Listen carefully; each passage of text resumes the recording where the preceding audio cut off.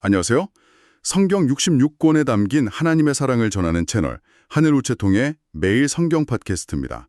오늘은 스가랴 13장 묵상입니다. 네, 이제 기나긴 스가랴의 여정이 끝나가네요. 내일이면 마지막 장이잖아요. 그동안 너무나 큰 은혜와 사랑의 도관이었던 것 같습니다.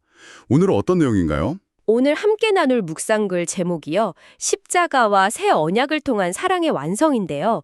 스가랴 13장에 담긴 그 놀라운 예언과 또 약속을 아주 깊이 있게 다루고 있어요. 죄와 더러움을 씻는 샘물이라는 굉장히 시적인 이미지로 시작해서요. 결국 우리 삶의 주인이 누구인지 그 근본적인 질문까지 나아가는 그런 여정입니다. 죄와 더러움을 씻는 샘물이라니 시작부터 굉장히 강렬한데요. 오늘 묵상글에서는 이 샘물이 대체 무엇을 의미한다고 설명하고 있나요? 이게 그냥 상징적인 의미 이상일 것 같아요. 맞아요. 단순히 마음을 정화하자 이런 차원의 이야기가 아니죠. 묵상글은 이 샘물이 아주 구체적인 역사적 사건, 바로 죄로 물든 세상을 근본적으로 깨끗하게 할 십자가의 대속 사건을 가리키는 예언이라고 명확히 짚어주고 있어요. 그러니까 스가랴 선지자가 지금으로부터 수백 년 뒤에 일어날 예수님의 희생을 환상으로 미리 본 셈이죠. 그렇군요. 그러니까 이 예언이 단순히 죄를 용서받는다는 개념을 넘어서 죄의 오염원 자체를 제거하는 그 근원적인 해결책, 바로 예수님의 십자가를 직접 가리키고 있다는 거군요. 네, 바로 그거죠. 그렇다면 그 엄청난 정결의 사건 이후에는 세상이 어떻게 변하게 될까요? 묵상글을 보니까 바로 이어서 거짓 선지자들에 대한 이야기가 나오던데요. 네, 바로 그 지점이 정말 흥미로워요. 십자가라는 이 거대한 진리가 선포된 이후에 일어날 영적인 변화를 보여주거든요. 2절부터 6절까지를 보면 거짓 선지자들이 갑자기 자신의 정체가 드러날까봐 막 전전긍긍하는 모습이 아주 생생하게 묘사돼요. 맞아요. 나는 선지자가 아니요. 나는 어릴 때부터 사람의 종이 되었노라 하면서 필사적으로 방언을 하죠. 심지어 몸에 난 상처도 예언하다가 맞은 게 아니라 친구 집에서 다친 거라고 둘러대잖아요. 굉장히 구체적이어서 당시의 어떤 상황을 반영하는 것 같기도 한데 묵상글은 이걸 단순히 옛날 예언자들의 이야기로만 보진 않는 것 같아요. 정확해요. 묵상글은 이 장면을 하나의 거대한 상징으로 해석합니다. 뭐랄까, 세상을 지배해왔던 모든 거짓의 영들이 그 권세를 잃고 자취를 감추게 될 것을 보여준다는 거죠. 거짓의 영들이요? 네, 여기서 아주 현대적인 예시를 들어 설명하는 부분이 인상 깊었어요. 저도 그 부분이 확 와닿았어요. 너 자신을 믿어라. 죽으면 끝이야. 현재를 즐겨. 또 성공하려면 덧반지 더 높이에 올라가야 해. 같은 말들이요. 네네. 사실 이런 메시지들은 우리 주변의 책이나 미디어, 강연에서 너무나 당연하게 들을 수 있는 말들이잖아요. 그렇죠. 어떻게 보면 현대 사회를 움직이는 가장 강력한 신념 체계들이죠. 그런데 묵상글은 이런 것들이 사실은 실체가 없는 거짓된 사상들이고 십자가라는 절대적인 진리의 빛이 비추면 안개처럼 허무하게 사라질 것들이라고 선포하는 거예요. 그동안 우리를 불안하게 하고 끊임없이 채찍질하고 결국엔 공허하게 만들었던 모든 그럴듯한 거짓말들이 그 본색을 드러내게 된다는 예언인 셈이죠. 거짓된 것들이 모두 사라진다면 그 자리에는 텅 빈 공간만 남게 되잖아요. 그 공백은 무엇으로 채워지는지가 정말 중요할 것 같은데요. 바로 그 지점에서 묵상글은 이 이야기의 핵심인 새 언약이라는 개념을 제시합니다. 새 언약. 네, 거짓이 사라진 자리에 세워지는 진정한 실체죠. 참된 사랑이신 예수님께서 십자가를 통해 맺으신 이 새 언약이 우리 삶의 운영체제를 완전히 바꿔놓았다고 설명해요.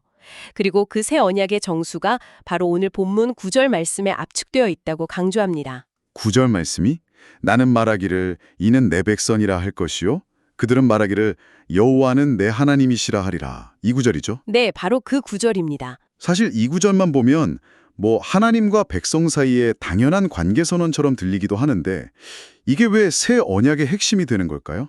이 구절의 놀라운 점은 관계의 쌍방향성에 있어요. 쌍방향성이요? 네, 하나님께서 먼저 너는 내 백성이다 라고 선언해 주시고 그 선언을 들은 우리가 주님은 내 하나님이십니다 라고 응답하는 구조잖아요.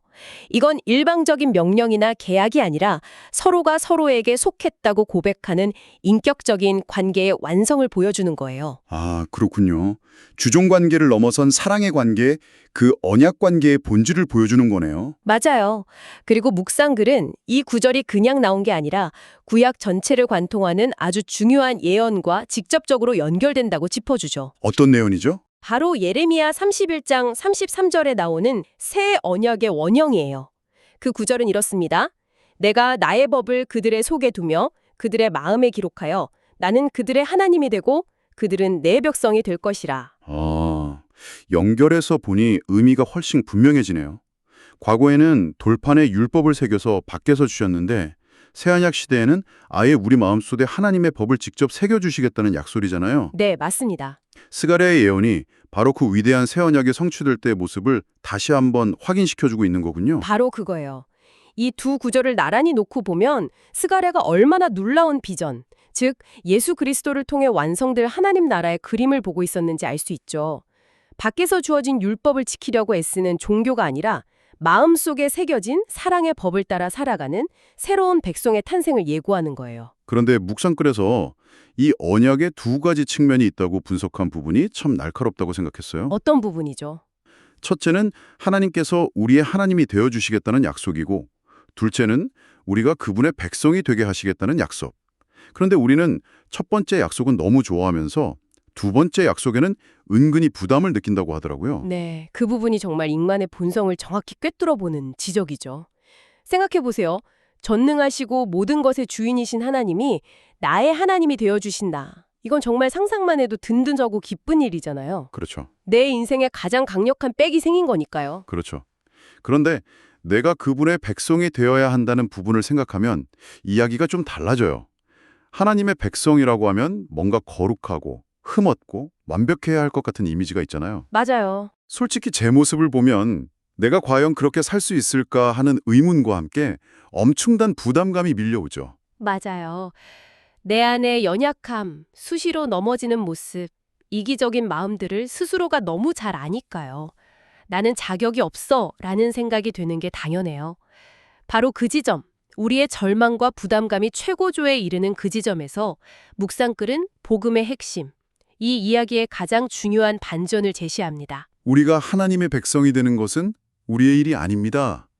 이 문장이죠. 네, 저도 이 문장을 읽는데 뭔가 어깨를 짓누르던 무거운 짐이 확 내려가는 느낌이었어요. 네. 바로 그 문장이 오늘 묵상글의 핵심이자 가장 큰 위로라고 생각해요. 이것은 우리의 노력이나 결단, 자격의 문제가 아니라 전적으로 우리 안에 오셔서 사시는 성령님의 역사라는 것을 선포하는 거거든요. 성령님의 역사. 그걸 좀 더 구체적으로 설명해 주실 수 있을까요?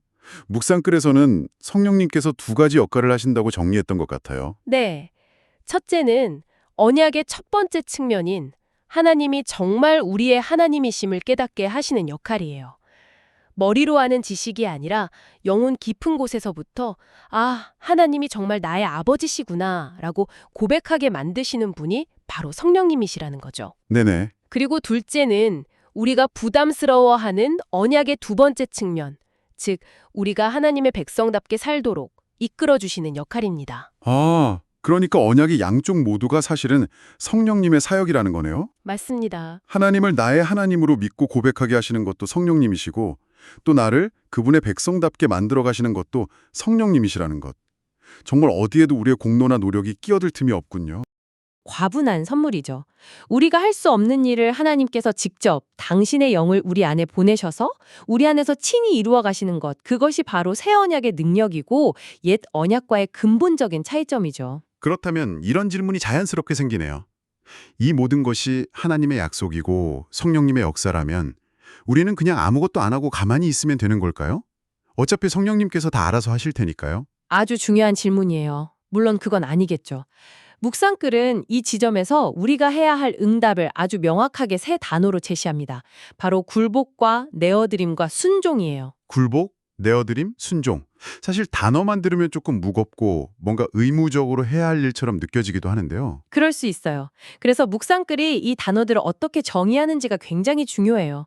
이건 율법적인 의무가 아니라 사랑에 대한 응답의 관점에서 설명하거든요. 아, 먼저 굴복은 이제 더 이상 내가 내 삶의 주인이 되어서 내 뜻대로 살지 않겠다는 주권 포기 선언이에요. 주권 포기 선언이요? 네, 내가 꽉 붙잡고 있던 내 인생의 운전대를 내려놓는 행위죠. 아, 내가 주인 노릇하던 것을 멈추는 선언이군요. 그럼 내어드림은 뭔가요? 내어드림은 거기서 한 걸음 더 나아가는 거예요. 비어있는 운전석에 새로운 주인을 모시는 거죠. 새로운 주인을 모신다. 네, 내 삶의 모든 영역, 내 시간, 재능, 관계, 미래까지 모든 것의 주인은 오직 예수 그리스도시라는 것을 인정하고 그분을 나의 왕으로 기쁘게 초대하는 행위예요. 단순히 내가 안 하겠다 해서 그치는 게 아니라 적극적으로 예수님을 주인으로 모시는 초대. 의미가 훨씬 능동적이네요. 그렇죠. 마지막 순종은 어떻게 설명하고 있나요? 이 단어가 가장 오해받기 쉬운 단어 같은데요. 맞아요. 묵상글은 이 순종을 정말 아름답게 표현했어요. 이것을 규칙을 지키는 행위가 아니라 24시간 성령님과 동행하며 매 순간 삼위 하나님의 사랑 안에서 살겠다는 사랑의 고백이라고 정의해요. 사랑의 고백이라니, 정말 와닿는 표현이네요. 그쵸? 딱딱한 의무 조항이나 율법을 지키는 게 아니라 나를 너무나 사랑하시는 그분을 나도 사랑하기 때문에 그분의 뜻을 따르는 것이 나의 가장 큰 기쁨이 되는 것. 완전히 관계적인 개념으로 풀어냈군요. 그렇죠. 그렇게 이해하면 굴복, 내어드림, 순종은 더 이상 우리를 올가매는 부담스러운 짐이 아니에요. 오히려 우리를 향한 하나님의 그 놀라운 새 언약, 그 엄청난 사랑에 대한 우리의 당연하고도 깊은 응답이 되는 거죠. 사랑에 대한 사랑의 화답인 셈이에요. 오늘 묵상글의 마무리에 나오는 기도문이 이런 모든 내용을 함축하고 있는 것 같아요. 특히 저를 있는 모습 그대로 사랑하실 뿐만 아니라 저를 있는 모습 그대로 내버려 두지도 않으시는 주님의 사랑에 깊이 감사드립니다. 라는 부분이 마음에 오래 남더라고요. 네. 그 기도문이 하나님의 사랑의 두 가지 속성을 잘 보여주죠. 우리를 너무나 사랑하시기에 우리의 연약하고 부족한 모습 그대로를 품어주시지만 동시에 너무나 사랑하시기에 그 자리에 그냥 머물도록 내버려 두지 않으시는 거예요. 당신의 백성으로 당신의 자녀다운 모습으로 계속해서 빚어가시는 하나님의 열심을 보여주는 대목이죠. 그래서 묵상글이 옛자의 죽음을 선포하고 이제는 내 안에 성령님의 음성에 귀 기울이며 나아가자는 결단으로 마무리되는 거군요. 네. 이제는 내가 사는 것이 아니요 오직 내 안에 그리스도께서 사시는 것이라는 바울의 고백처럼요. 맞습니다. 결국 스가랴 13장의 예언에서 시작해서 새 언약의 의미를 거쳐 우리의 응답까지 이 모든 이야기가 결국 누가 내 삶의 진정한 주인인가라는 단 하나의 질문으로 수렴되는 것 같아요. 그러네요. 오늘 이 이야기를 함께 나누면서 결국 이 모든 것은 우리 삶의 운전대를 누구에게 맡길 것인가에 대한 선택의 문제라는 생각이 듭니다. 오늘 이 내용을 들으시는 여러분께 마지막으로 생각해볼 질문을 하나 드리고 싶어요. 묵상글이 제시한 우리의 응답, 굴복, 내어드림, 순종. 이 세 가지 단어 중에서 오늘 유독 여러분의 마음에 가장 어렵게 혹은 가장 부담스럽게 다가오는 단어는 무엇인가요?